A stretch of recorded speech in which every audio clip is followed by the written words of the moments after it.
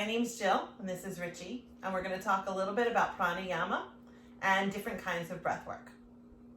So pranayama is the breath work limb of the 8 limbs of yoga. Prana is often translated as breath, but really it is the life force that flows through all things. In us, it flows through our nadis. There are about 72,000 nadis, but we're only going to talk about 3.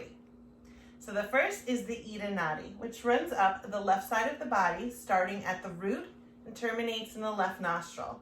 And that's associated with feminine, cooling energy, lunar energy.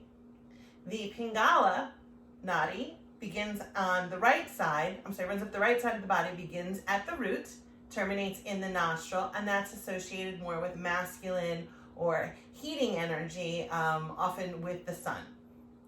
Shishamna is what runs up the center of the body, and it represents balance. And when Ida and Pingala are balanced, the energy begins to rise up from the center, meeting all of the chakras along the way. And we've all seen the pictures on Instagram and other places. It's the quintessential picture of consciousness, where you see the energy swirling up all the way up the spine. So we're going to talk about a few different breathwork techniques right now. So the first one we're going to talk about is Brahmari breath, which is our bee's breath. And this is a fun one. So it's just what it sounds like. It creates a humming noise. This would be a good one at the beginning of class to settle energy. If people are coming maybe from like their work day and they need to settle in, or at the end of a really, really strenuous practice where you need people to kind of calm down before Shavasana. So to do this, we separate our teeth slightly. We keep our lips sealed, and we inhale through our nose, and then as we exhale, we hum. So let's try it.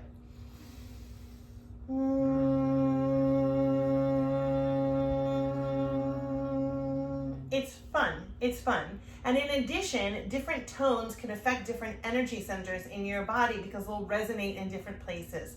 So put your hand down low on your belly, and let's do a lower tone this time. So inhale.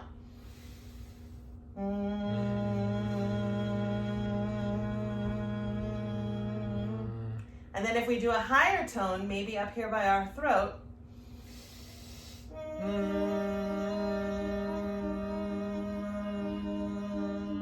So as we know that the chakras represent different energy centers within our body, we can stimulate different parts that maybe we want to get different results from simply by changing the tone. So the second one that we're going to talk about is Sithali Breath, which is our cooling breath. This one is a little difficult for some people, but I am going to offer a modification. So the idea for this one is to roll your tongue into a tube where you pull the sides of your the sides of your tongue up to create a tube. Because this is not available to everyone, that was really impressive, you can either tuck the tongue under the upper lip, which I personally find uncomfortable. So the other modification for this is to simply purse your lips.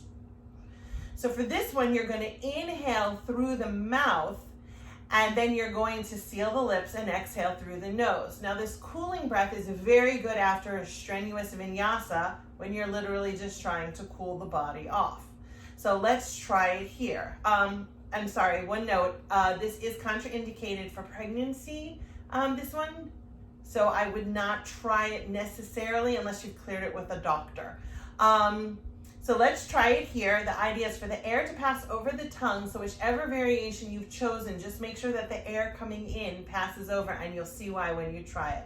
So let's do it together now.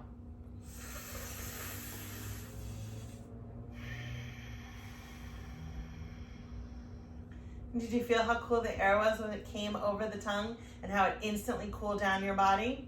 Your cooling breath. So the next one is I'm bad at saying this one. It is our skull shining breath. So this one isn't actually a breathwork technique proper. It's a kriya, which is a cleansing technique, which they use a lot in Kundalini. So this one, you're going to inhale, and then you're going to exhale by drawing and contracting your stomach in and up. This builds up a lot of energy. This is actually a very good one to do at the beginning of a practice in order to get that energy flowing. So if you are new to this, or if you just really enjoy the sensory feedback, you can keep your hand on your belly for this, and it really helps you feel the breath. So you're going to inhale through your nose, and then as you exhale,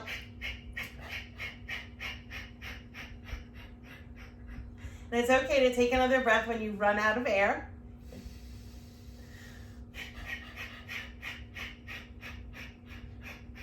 This one does require a lot of practice. I will tell you, all these years into my yoga practice, and it's still one that I struggle with a tiny bit.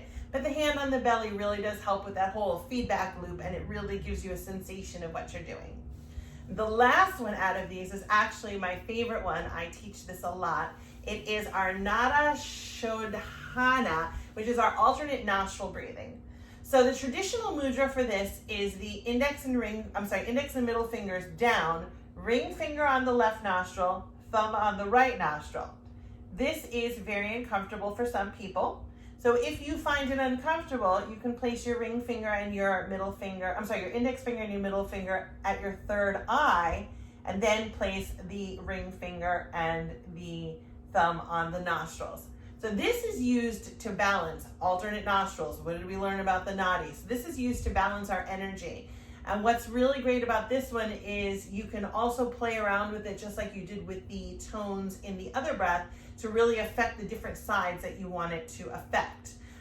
This is a good one for any time you need to find balance in any sort of practice. I generally use it at the beginning just to ensure everything is balanced before we start. So we start with the left and we end with the left. So go ahead, place your hands like this. And we've done this before, so you know. So inhale left. Exhale right. Inhale right.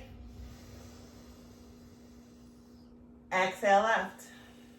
And you can do as many rounds of this one as you want, but remember that a full round is inhale left, exhale right, exhale left.